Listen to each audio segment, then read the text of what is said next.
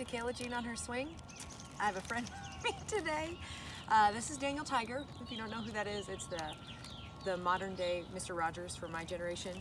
Daniel Tiger was one of the characters in Mr. Rogers, and then they've made a whole show out of him. And my youngest son, Sam, loves Daniel Tiger. His 3rd birthday was recently, and we asked him what kind of party he wanted, and he said Daniel Tiger. So this is Daniel Tiger. I need you to observe and look and see what he looks like.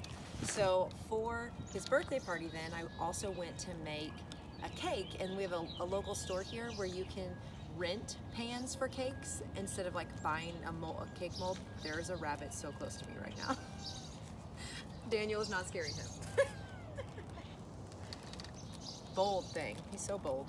So there is also a kid waving at me, so pulling it back together.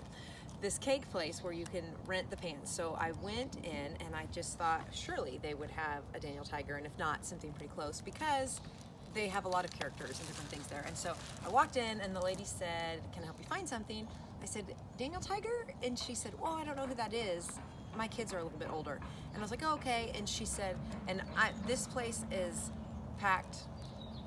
It's a really like congested store with lots of things, and like these cake pans are everywhere on the wall and hanging from the ceilings.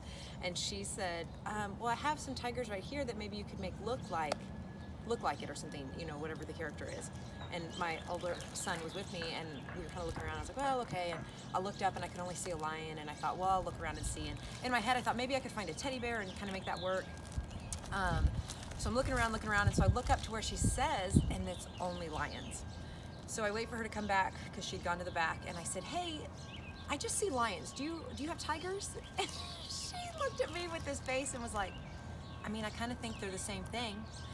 And I thought, oh no, like, have you ever been stuck? It makes me think of like those drive-through situations when you're stuck in a weird like drive-through transaction and they can't understand what you're saying, and you've said it multiple times, you don't know what else to do differently, and you just feel weird and stuck. And so I looked at her and I was like, well, I'm looking for something without a mane. And she still is looking at me like I'm crazy, that tigers and lions are the same thing. And I mean, I'm not talking about a female lion, like it's a lion with a mane and these pans. And so then she proceeds to try and convince me by pulling out these directions that the cakes come with of how to decorate them so that they can look like different things. And I thought, well, I'll hold off. And so it was so strange because a lion is not the same as a tiger. But I ended up finding a teddy bear face that I mommed so hard. It was a really proud moment for me because the cake turned out fantastic. I took a teddy bear cake, made it look like Daniel Tiger. It was fantastic. But so it was so interesting. But we also got this giant Daniel Tiger for his party, and my parents found this balloon and got it. And so we had family in town, and it was just a small little party that we did a couple weeks ago, but Daniel's still hanging out. And here's the thing about these kinds of things that we've had for another birthday party too.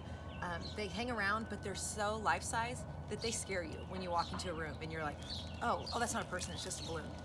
So fast forward then to this Friday. I'd had a pretty busy week. I was busy most evenings. There was a lot going on.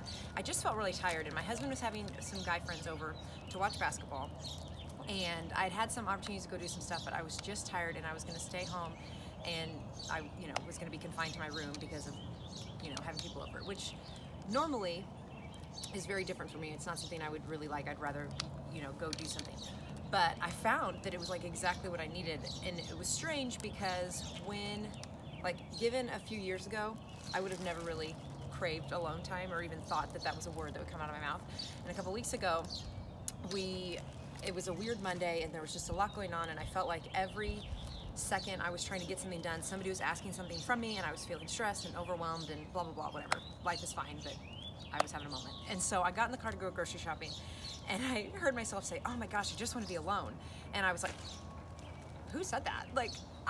Those words I never thought would ever come out of my mouth. And I don't require a lot of alone time, I didn't think.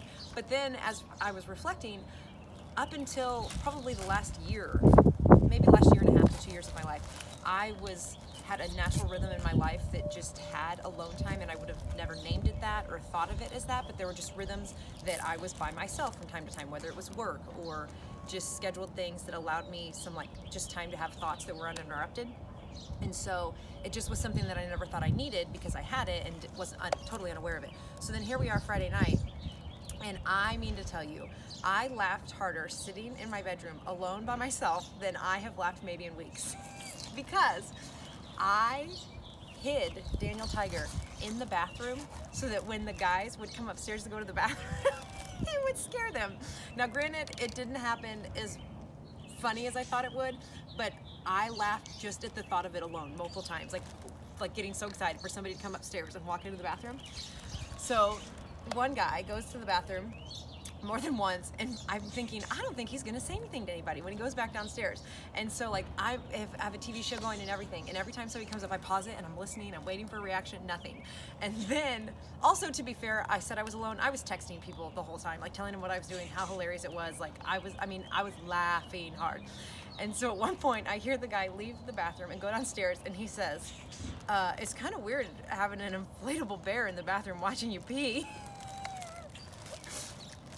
Not a lion, not a bear. This is Daniel Tiger.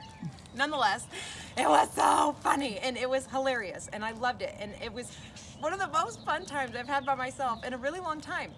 But I was thinking, like, how gracious of the Lord to give me that time that I didn't know I needed, that just fell into my lap, and I didn't even know to ask for specifically. And it made me think of Ephesians 3:20 that says, "And to him who is able to do abundantly more than we can think or ask." And that's talking about God. Like, he can do more than we even think to ask. And so every day I'm praying for things. I'm begging the Lord for things every day, the things that I need, the things that I think I need. But he acts outside of those things as well. And so we should absolutely continue to take things to the Lord that we know we want and need, and ask those things of him. But he is at work doing things that we are completely unaware of. And so I'm so thankful for my really strange Friday night that involved Daniel Tiger and strange laughter. But we serve a God who cares about all those things about us. And so just wanted to share that with you. Hope these were some funny stories to start your week. Happy Monday. Thanks for joining me on my swing.